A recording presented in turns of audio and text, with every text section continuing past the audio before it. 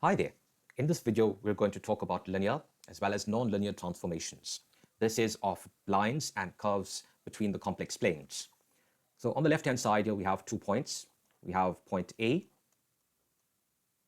So A is 1 plus 2j. So if we were to plot it, there's A here, there's 1, that's the real part, and 2, that's the imaginary part. And then also we have B. B is 4 plus j.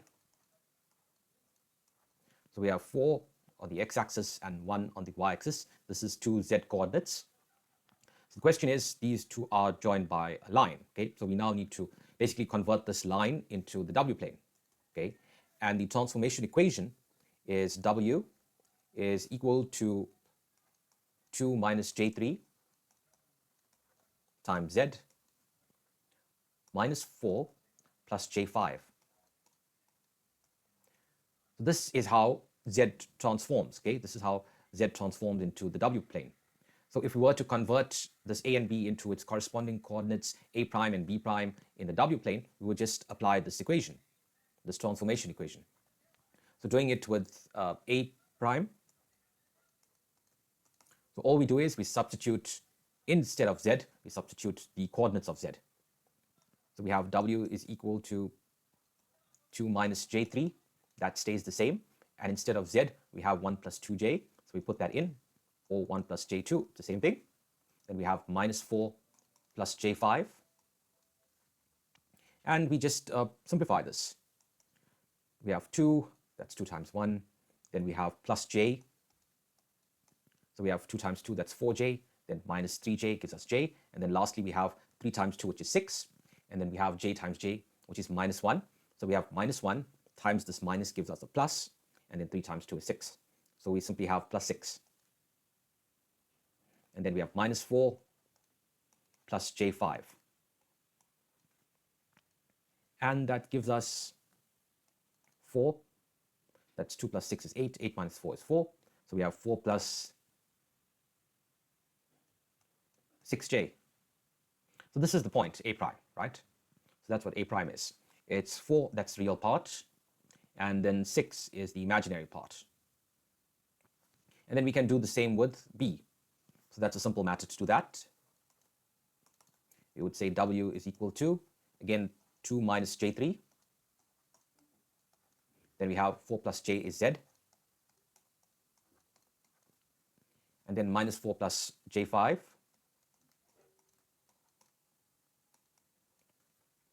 And expanding this out, what we get is 2 times 4 is 8.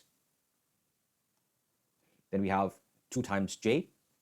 And then we have 3 times 4 is 12. So 2 minus 12 is minus 10, sorry. So minus j10.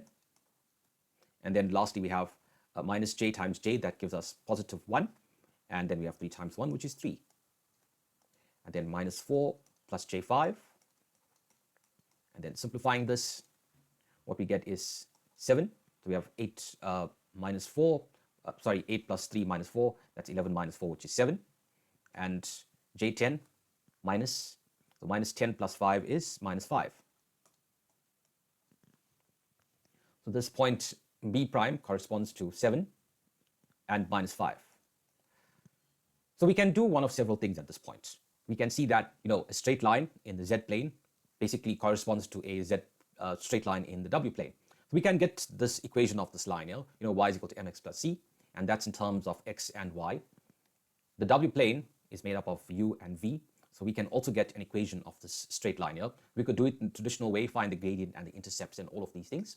Alternatively, we can substitute z in terms of general coordinates into this transformation equation, and then we can get an equation for this line in terms of u and v. That's doing it analytically. However, it's important to make a point when we're converting between different kinds of lines between the z and w plane, that there is a transformation. Okay, there is a transformation that basically makes one line into the other line in the other plane. If we look at a general form of our transformation, we have w. Okay, so w is a function of z, and if w is equal to z, then what happens is they look exactly the same. So what is in the z plane will appear in the w plane. Now, if we were to multiply this by a number, right? Let's just say that number is a. Then what we have done is we have scaled this value of z. We have scaled this value of z.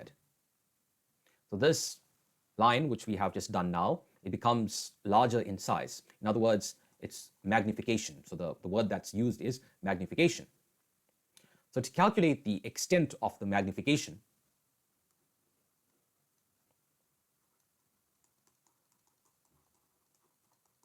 what we need to do is we need to take basically the size of A, okay? So the size of A would essentially tell us how much bigger is this particular line in terms of Z, how big is it scaled up? So the size of A. So the size of A, we just use the theorem of Pythagoras, and we can see that in this transformation equation, there's Z here, and we have A in front of Z, okay? We have A in front of Z. So this 2 minus 3j is actually what A is equal to. So A is equal to what's in front of Z, that's 2 minus 3j.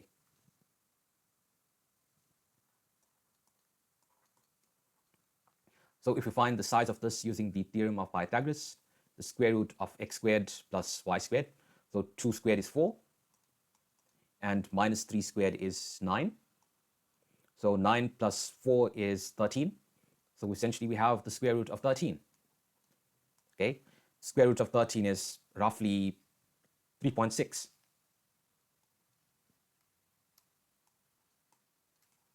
So what we're saying is that this line is roughly 3.6 times bigger, okay, in size. So this line that's here, it's now made 3.6 times bigger, okay? So what this A also tells us is rotation. So this line is bigger. We can see that the final line here, okay, this is what we get, that it's bigger, okay? It's 3 times bigger than this original line. So it's also rotated. So it's no longer this angle here, it's this angle here, okay? So how we calculate that rotation is also by looking at the value of A. So in terms of how much it's now rotated,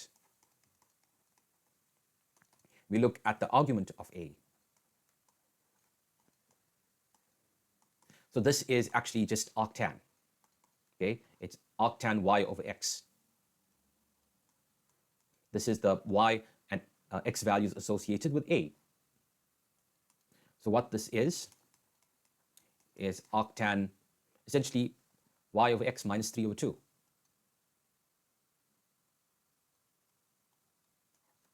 And that is equal to about 56.3 degrees. Or rather, minus 56.3 degrees.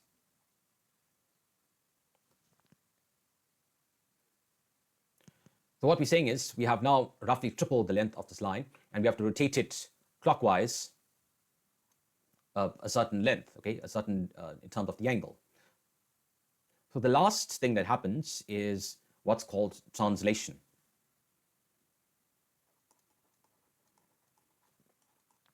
So in terms of translation, what happens is that there's a shifting. So we have W is equal to AZ, and then all we do is we add B to it. So this B tells us the extent of the translation. There's our original transformation equation here. This is A, that's Z, and then this part, okay, this part is actually B. So it's plus B. W is equal to AZ plus B. So this is what B is equal to. So what is the translation? We have minus 4, that's the real part, and plus 5, okay? So what this means is that the final line is shifted 4 units to the left and 5 units up.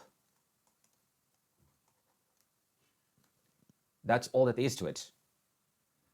So the moral of the story is that we can apply this magnification, rotation, and this translation to this line just by looking at this equation, and we will get this final product that's in the UV plane.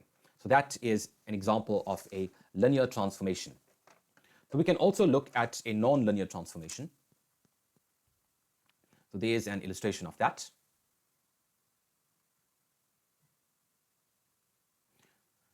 So we have a straight line in the Z plane, and the coordinates of this straight line, the two endpoints is A, and A is given as 0 plus j4, and B is given as 4 plus j0. Okay, so we now want to understand what this looks like in the W plane. So if we have a straight line in the Z plane and we have a transformation of the form W is equal to AZ plus B, then we will of course have a straight line in the W plane. So if we have W that's now a nonlinear function of Z, then we'll have something different. So the example that we're going to consider here is if W is equal to Z squared.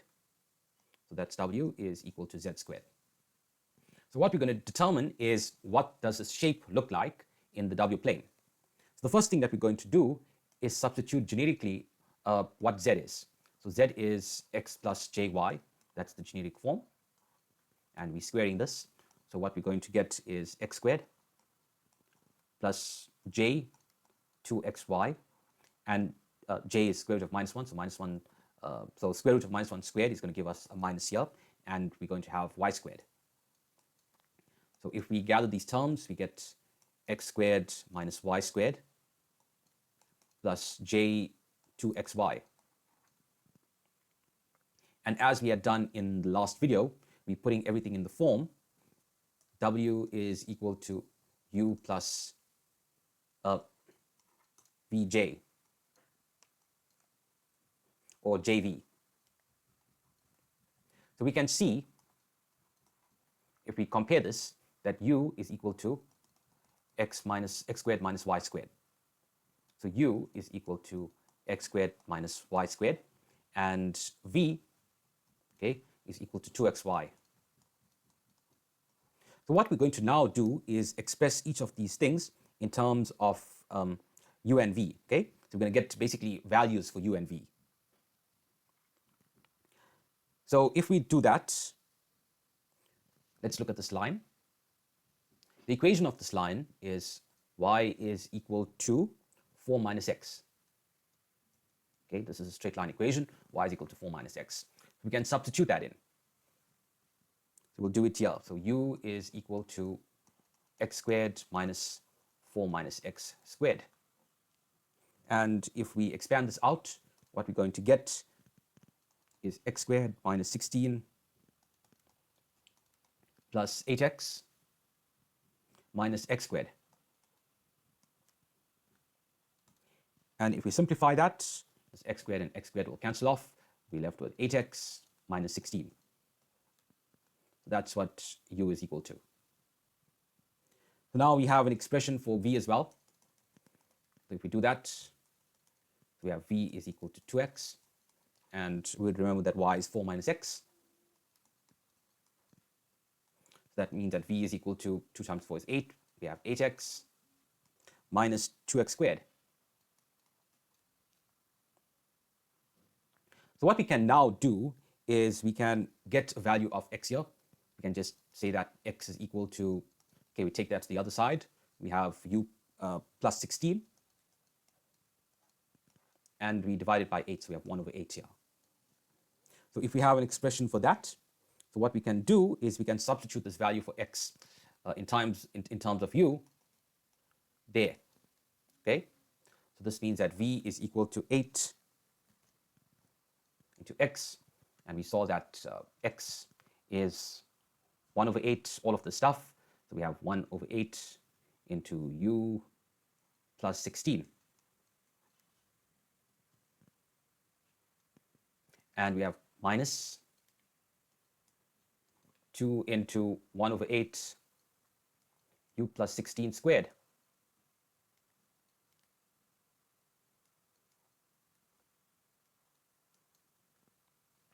We can expand all of this stuff out. So when we do that, we get 8 times 8, that is just 1. So this whole thing just becomes u plus 16.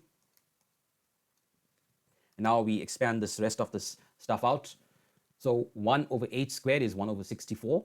So 2 divided by 64 is 1 over 32. So we have minus 1 over 32 u squared. Okay, so expanding this inner part out, remember we have minus 1 over 32 on the outside, and then we have 2 times u times 16, that's 2 over 32. So this 32 will cancel out with the 32 that's already in front. So all we're left with is minus u. And then finally, we have 32 in the denominator. We have 16 squared, and 16 squared is 256. So 256 over 32, that gives us minus 8. So that's what all of that simplifies to. And I think we're pretty much done. So that u and that u will cancel out. So what we're left with is minus 1 over 32 times u squared minus 8. So this is what v is. So we have a relationship between v and u, and we can see that it's a parabola.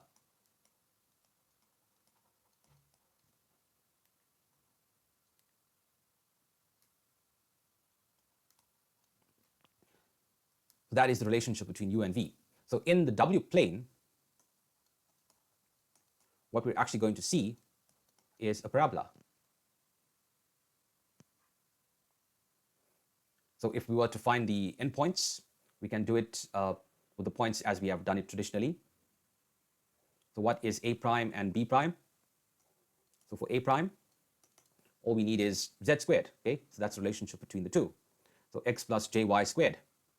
So x is 0, okay? And then y in this case is 4. So we have 16, okay? We have 16j. Or rather, j squared is going to give us minus 1, right? Sorry, square root of minus 1 squared is minus 1. So all we're going to have at this point for a prime is minus 16. This becomes minus 4 squared, which is equal to 16, okay? And with b, it's the same thing. We have 4 here and then 0. So we just have 4 plus 0 squared, which is 16. So our two coordinates is basically minus 16 and 16, right? We can say plus 0j. So there's no imaginary parts here. So that's what we've plotted. We've plotted minus 16 and 16. And what is the relationship between u and v? We derived the relationship just now. We saw that v is equal to minus 1 over 32 u squared minus 8, sorry, plus 8.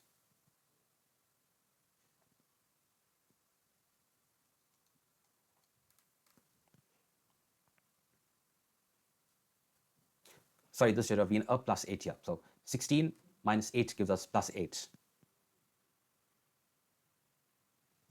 So what we're saying is that the relationship in this w plane is a parabola, and that's the equation. So it's going to look something like this. Okay, that's not a great drawing, but you get the idea. So it goes something like that. So here's a prime, and then here's b prime, and then joining it is essentially that parabola, that curve. So this would be an example of a nonlinear transformation, how we go about transforming a different set of points, maybe a straight line. We have different transformation equations. One is linear and the other one is nonlinear. And for linear, we can say that, you know, it's a combination of magnification, rotation, as well as translation that results in how it looks finally in the w plane. And with a nonlinear transformation, we can actually analytically find the relationship between u and v, and we can show, okay, this is what it's going to look like in the w plane. So thank you very much for watching.